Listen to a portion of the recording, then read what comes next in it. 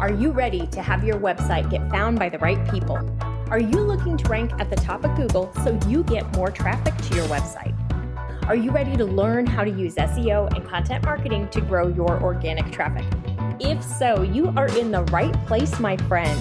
Welcome to the Simple SEO Content Podcast, where I show you how to combine the power of SEO, search engine optimization, and content marketing to build your like, know, and trust factor with your audience, which allows you to get found by the right people and turn those visitors into buyers.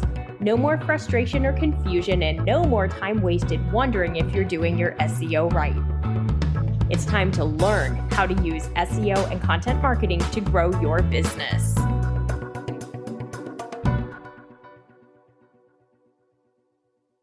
Hey, happy Thursday. Welcome to day 3 of our SEO for Beginners course. Today, we are going to talk all about how you do SEO on your website step by step. So first things first, if you are here with me live, thank you so much. Do me a favor and close out your inbox, put your phone on silent, all of that, just so there's no distractions, so that you can walk through this training with me, because you're going to probably want to take some notes today, because this is going to be a really great one that's going to show you exactly what we do step by step by step. All right. So the very first thing is we're going to talk about where do we use keywords. So last night I had you brainstorm and think about your keywords that you could use for your homepage and for that first blog post that you're kind of brainstorming, that you worked on that Post-it note idea and you came up with something that you could write about to connect with your ideal customer. So now we're going to take that keyword. If we've verified, we've made sure it looks like you have a really good chance of ranking on Google's first page. Now you're going to take that keyword and you're going to use it in all of the places that Google is going to look for information on your website about what each page is about. So we're going to use it in your title tag, your meta description, your image file name, your header tags, your copy, and your URL. And we're going to go through all of that in the next couple of minutes. So if you don't already have a copy of my SEO checklist, I'm going to go ahead and put the link here in the chat for those of you who are live or watching the replay. If you're listening on the special podcast, you can go to etchedmarketing.com/freebies. Download the SEO Content Quick Start Guide. The very last page of that has an SEO checklist that I give to my students. You can use this. Go ahead and print it off. Keep it nearby, and it's going to give you a little checklist to just double check to make sure that you are doing what you need to do on that new page or blog post, because I want to make sure that if you're going to take the time and effort to do SEO, I want you to get the results. Pretty simple, right? So make sure you have that. If you don't already have a copy, or you have it, you know you downloaded it, but you're not quite sure where it is, no worries. It happens to the best of us. Go ahead and just request it again. The system will send it out to you. You'll have it super soon. Michelle, just go to the link in the comments. I put the link there in the chat. Go ahead and request a copy of the SEO Quick Start Guide, or if you're not able to find the link, it's etchedmarketing.com/freebies. Request the SEO Content Quick Start Guide. That's going to have that checklist on the very last page. All right, so we're going to go through where we're using our keywords. So the very first place we're going to do it is the title tag. Your title tag it serves two purposes. The first purpose is it helps Google understand what your page is about, because it is one of your SEO optimization elements. It is one of the places that Google is going to look for clues as to what the page is about. Twofold, your ideal customer is going to read your title tag because it shows up in the search results. So your title tag is designed to encourage someone to click through to come to your website. So you really want to think about this as you're writing it, and you want to make sure that you're writing it for your reader and you're using your keyword for Google, okay? You want to keep it under 60 characters, because at that point, it could truncate, meaning Google could change what shows, or it could just put in a series of ellipses. So if you want to have control over the message, which you do, keep it under 60 characters. They actually say 56 characters is ideal because Google changed, oh gosh, probably 8 or 10 years ago. I was still at the agency when it changed. It's no longer a specific character count. It's a size count, pixel count, whatever. We still say keep it under 60 characters because that allows you to keep it under that pixel count and it's going to work fine for you. So it makes it a little easier. Now here's a bonus. If you can include a call to action verb, a term such as shop, find out, discover, learn, that we've seen in research studies to increase the click-through rate, meaning the number of people who see your listing in Google who click on it. We've seen up to a 30% increase just by including a call to action term in your title tag. So when I was with the agency, you better believe we used call to action terms at the beginning of every single page we possibly could because it did help increase the click-through rate, which got us more people to the client's website. So great piece of knowledge there. The other thing is if you can use your keyword in the beginning of the title tag, it does help. It's not something you have to do, but it is a good thing to do. If you are targeting multiple keywords, you have a primary and a secondary, you want that page to rank for a couple things, make sure your primary is in each of these elements. If you have space and you can add a secondary keyword here, keeping it under 60 characters, and that includes the spaces, so it's very challenging to do in most circumstances, you can include that secondary keyword in your title tag as well. You do have two options for how you write title tags. Either one is going to be okay with Google. You can either write keyword pipe business name, or you can write it in a sentence format using that call to action term. You will likely see a better click-through, more people coming to your website if you write it in sentence form with that call to action. But if you have like a long keyword and you really can't fit the long keyword and your business name and the call to action, just do keyword pipe business name, or just do your sentence. If you can't fit the business name in it, it's okay. Your keyword's probably more important anyway. Put the business name in your meta description. We're going to talk about your meta description next. It has a little more room to work. So your title tag is basically one sentence. It's your first introduction to your website. Your meta description is next. So your meta description, you now have 160 characters. So 2.5 times the amount of space.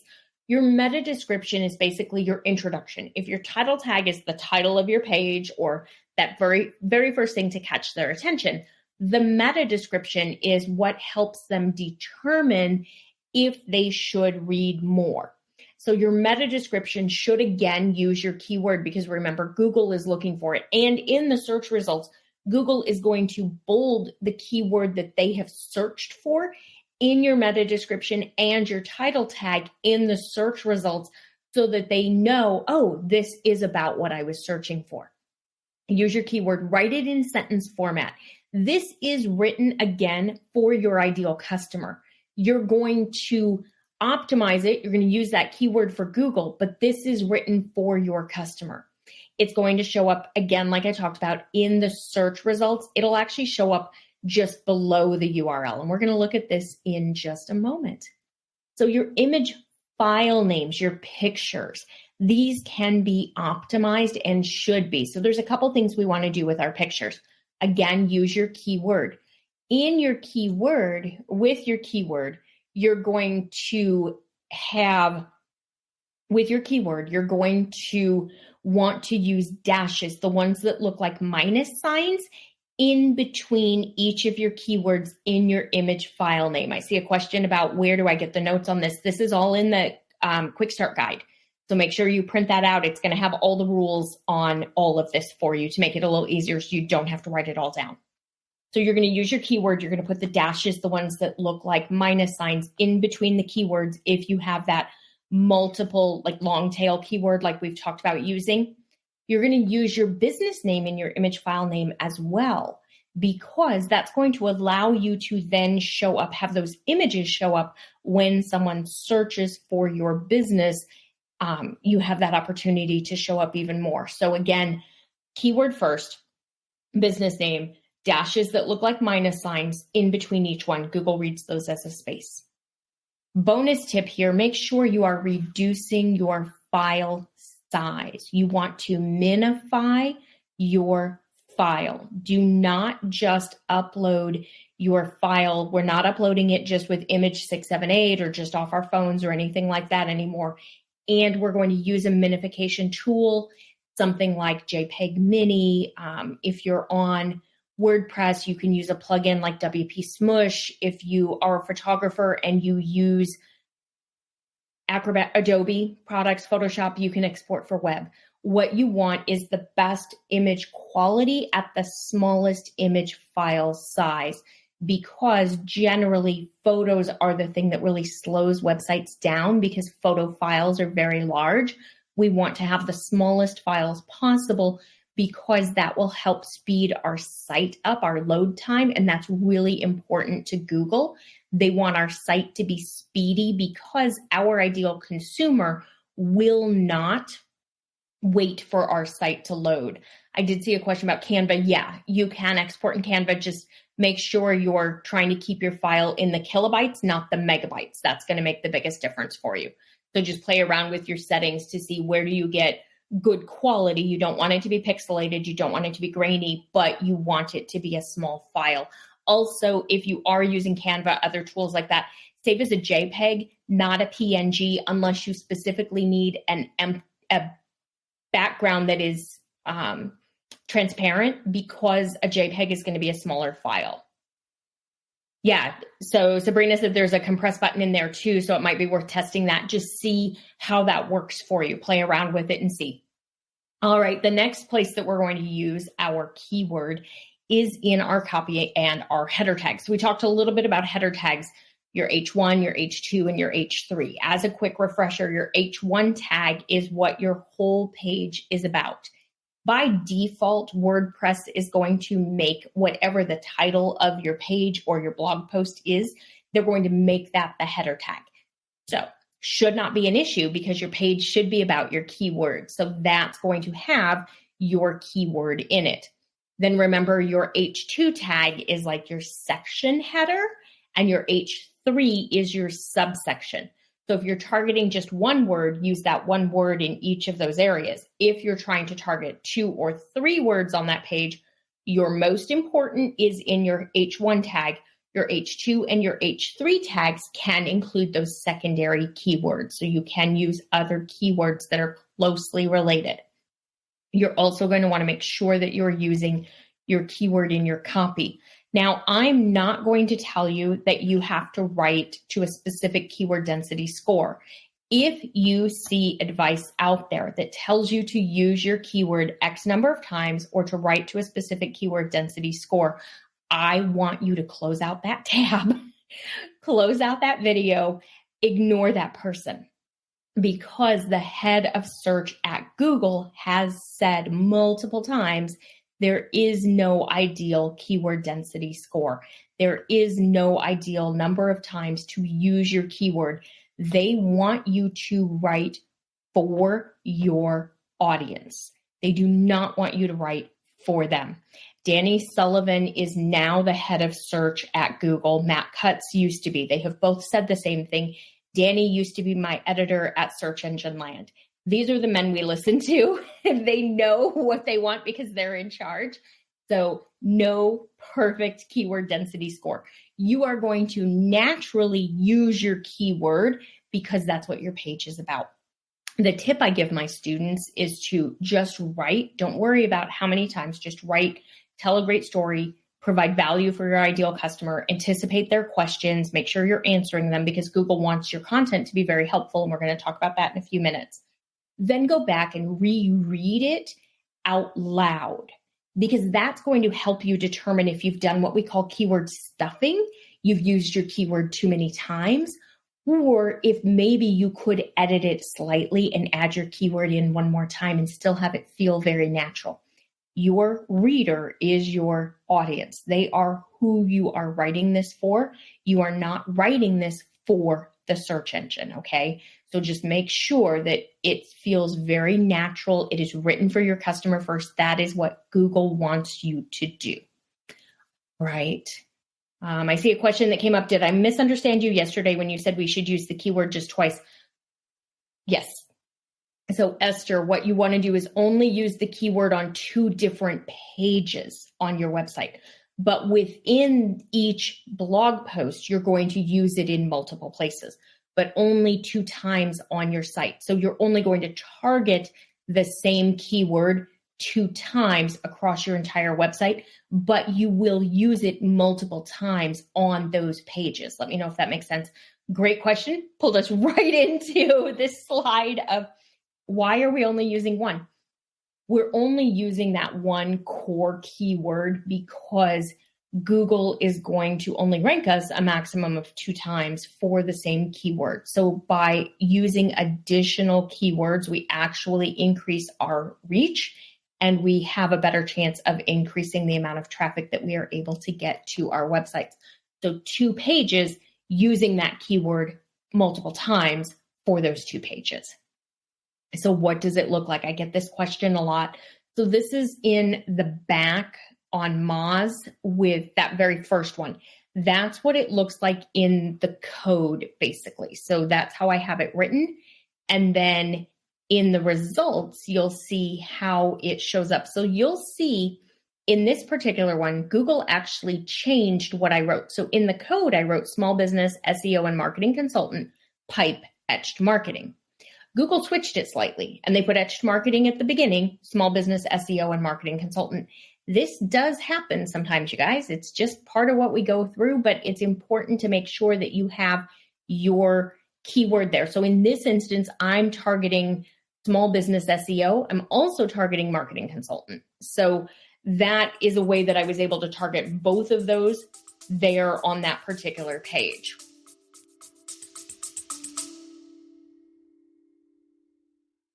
Hey there, this is Rachel. I wanted to let you know super quick about my free 5-day website traffic booster class that kicks off on May 1st.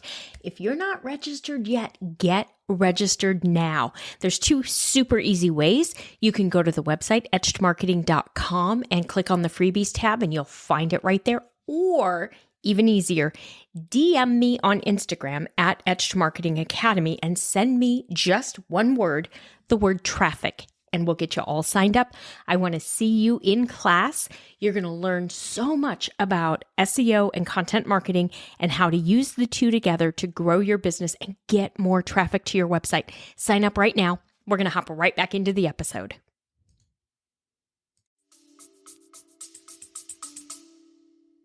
All right, so let's talk about competitive niches.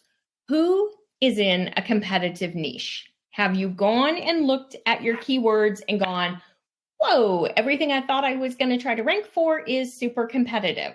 So I'm just curious. Let me know in the chat, do you have a competitive niche? Because many of you do, okay? It's really common today. I'm in a very, very competitive niche with SEO because there are so many SEO tools and they all blog and they all do all this content. And it is a very difficult niche to be in because of the big tools. So, yep, we've got some, Esther, real estate is a competitive niche dominated by the big companies, not as much by local competitors. Absolutely. So what we do when we're in a situation like this, what we want to do is to really use our blog, because sometimes we find that those keywords that we really would like to rank for like the homepage or the core pages of the website, we're not going to be able to outrank the competition because, like, Sabrina, I'm going to just pull you because I know you're in real estate. So in your situation, homes for sale in your city is probably not something you're going to be able to rank for because Zillow and Redfin and Realtor.com and all of them are going to be there. So you're going to have to look for other terms that you can rank for that will bring people in who are also interested in buying or selling a home. So your blog is going to be your key to how we do this so that we can get traffic to the website when there is a challenging situation with some of the more core keywords. And I did see a question about, is it okay to use keywords twice for things that are really pertinent to our business? Yes, 2 times max. You want, if it's 2 pages, like your homepage and your about page will sometimes have very similar keywords, or your homepage and like your services page, but make sure you limit to 2. So make sure you're keeping track of it. So when you can't rank for like what you really want to rank for, or you are in a competitive niche, your blog really makes the difference, because we use the blog to drive small bits of traffic. Remember, we talked about this earlier in the week. If we have a blog post that targets a keyword with 100 visits a month, and we can rank in position number 1, then we can get 34 visits from that particular post approximately. And let's just, for simple math, say we have 30. So now we've got 30 visits coming from that. Let's say we've got 12 blog posts that are, or 10 for simple math, 10 blog posts that are all ranking in position number 1. That would now bring us 300-ish visits a month. If we had 20, we'd be 600-ish. So do you see how this can work? If we have 600 coming a month from those 20 blog posts, that's now over 7,000 visits in a year. So it's really easy to get to that 10 to 12,000 visits in a year, because we're targeting keywords. While they do have a little less search volume, we have a better chance of ranking, which means we can get more traffic from those blog posts that are providing value and are helpful, that are still driving people to our website, that are still interested in our products and our services. This is how we use this strategy to drive more traffic, so that you're not dependent upon ads. You're not having to compete against the big guys and buy keywords or pay Zillow leads and all the different things that we have to look at.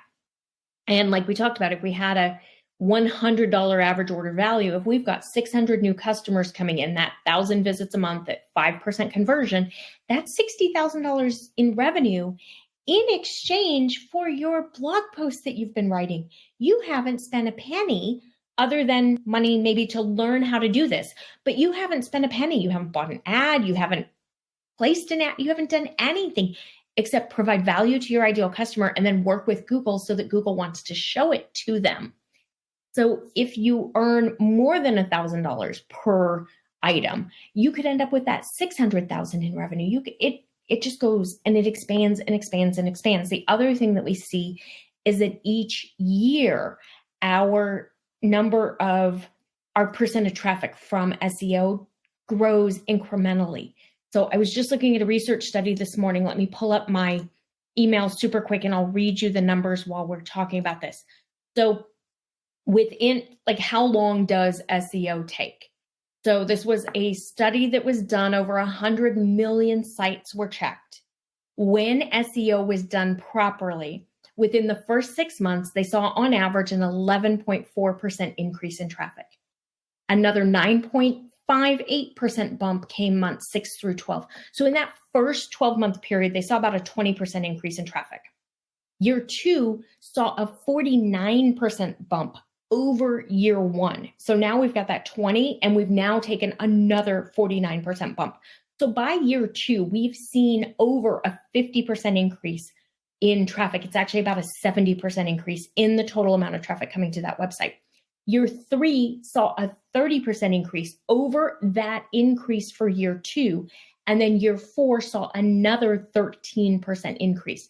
This is huge. This is why I show and say you can continue to make more and more and more. And this is what I do see for my clients. We see a nice increase year over year over year. So your blog SEO, blogging and SEO, your content, what I teach you is your path to more traffic, more sales, and ultimately more profit for you. You're keeping more of your revenue in your pocket because you're not building with ads. You also have more control over it because you are in charge of your website. You can use this traffic to grow your email list, then you own it. I'm in a group, and yesterday one of the girls was saying she lost access to her ad account through Facebook. She's got an online course. She's been doing it for several years. She grew it and scaled it to $1.4 million in revenue last year. And when she logged in yesterday, she was locked out of her Facebook ads account. Her business has just stopped. Thank goodness, she's got her email list that she's been building. So she's got that, but her ad traffic is completely gone. And there were other people in the group who said they've had the same thing happen, and it was at least 6 months before they were able to get it back. So this is why we want to make sure that we are building on something we own, which is our website, and then ultimately building that email list as well. So your blog SEO is going to be your path to more traffic and more sales. And that is exactly what I teach you how to do, is to figure out what to write about, how to optimize it, how to get it on your site. Your SEO is going to drive your targeted relevant traffic from Google. Your content is going to build your trust, your authority, and your loyalty with those visitors. So now you may be wondering, what kind of blog posts? So I've talked about it a couple times. Google's had some changes. We've got the new algorithm update. So really what it boils down to is the same things that I've been teaching students and doing with clients for the last 15 years. And that's, your content has to be helpful. It has to provide value. It has to answer questions. It needs to showcase your expertise, your experience, and your background. Don't write about subjects that you really don't know about. And we're going to talk about that again in just a minute, because Google really wants you to stay in your lane. They want you to go deep on the subject that you know about. They want to show websites that are from experts. Do not ever just write for the search engine. We also talked about, don't just post something straight out of an AI tool. I know there are AI tools that say they can write your blog post for you. They can help. They can give you ideas. They can create drafts and outlines, but you need to be involved in the process in order to have it be the kind of quality content that Google is going to reward and rank. Just create great content that provides value for your customer, and Google is going to reward you by showing it to more people. So Google's got a couple of newer algorithm updates, newer ways of scoring content. So EAT, E-E-A-T, started out as EAT, E-A-T. They added in the second E after ChatGPT and some of the other AI tools became big and exciting and all of that. So the second one is experience. So Google wants to know that the sites that they're showing, the blog posts that they're sharing, all of that is written by someone who knows what they're talking about. They want somebody who's got experience, expertise, authority, and trust. And they are grading each page of your website based on that criteria. And it is independent. Each blog post is looked at through EAT separately.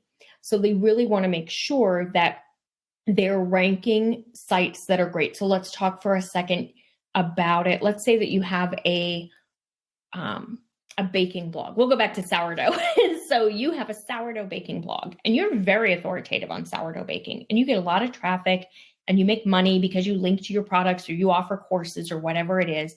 And you decide you want to add in another business, but you want to keep using your sourdough website because it's so powerful and it gets so much traffic. And why wouldn't you?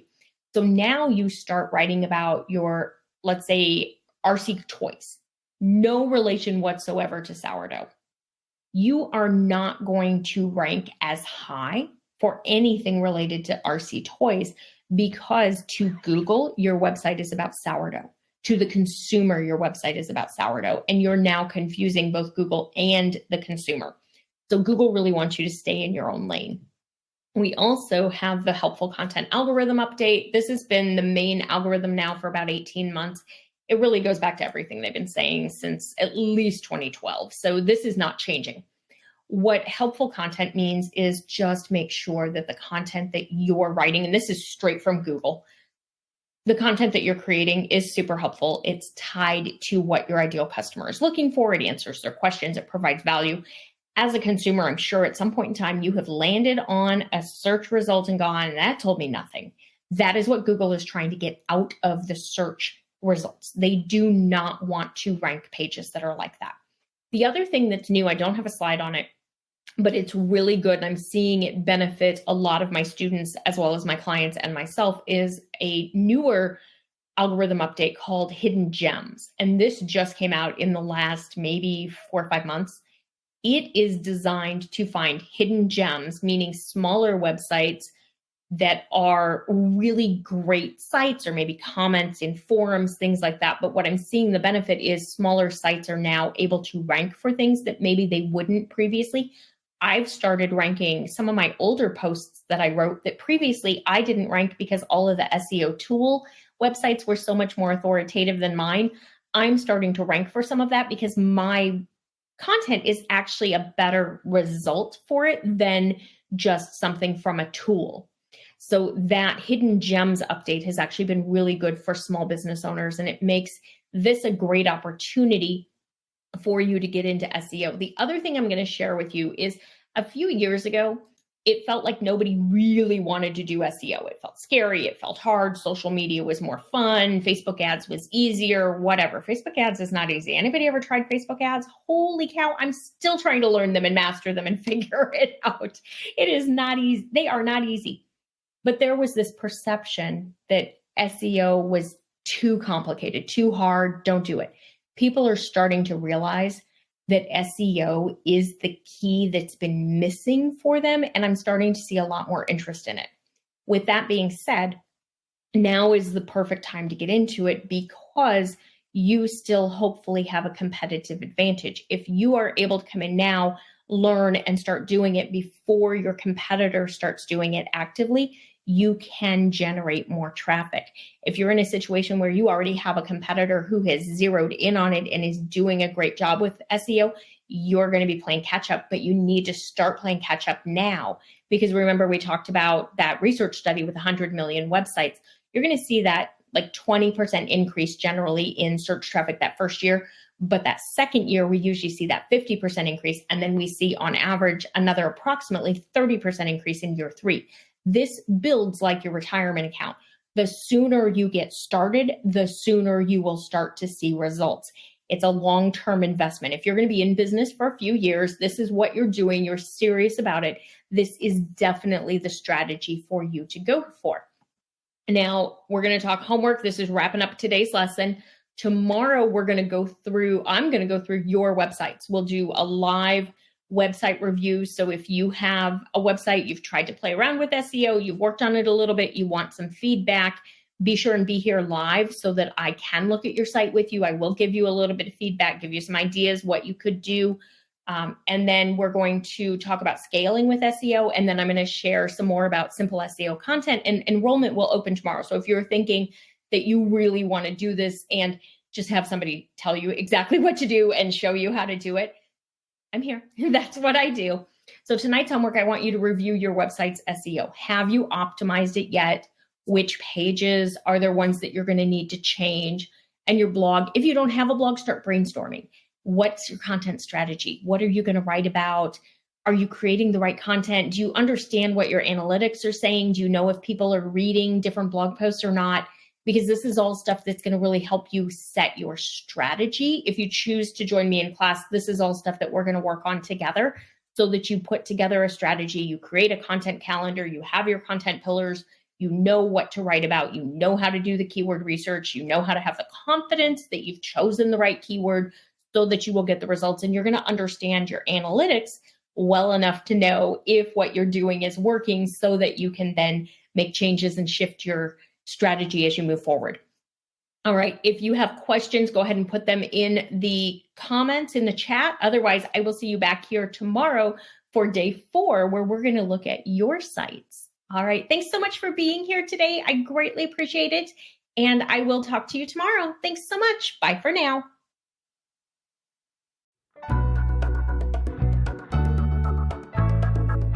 That's all for today's episode of the Simple SEO Content Podcast. I want to thank you so much for joining me. Make sure you visit my website, etchedmarketing.com, and visit the freebies tab. Right there, you're going to find the SEO Content Quick Start Guide along with the free SEO class. So you'll have everything you need to know to get started with SEO and content marketing. Then do me a favor, if you wouldn't mind, if you would do a rating and a review of this podcast on your favorite platform. That would really help spread the message, and I do greatly appreciate it. If you have any questions, you can always DM me on Instagram at Etched Marketing Academy, and I will see you right back here next week.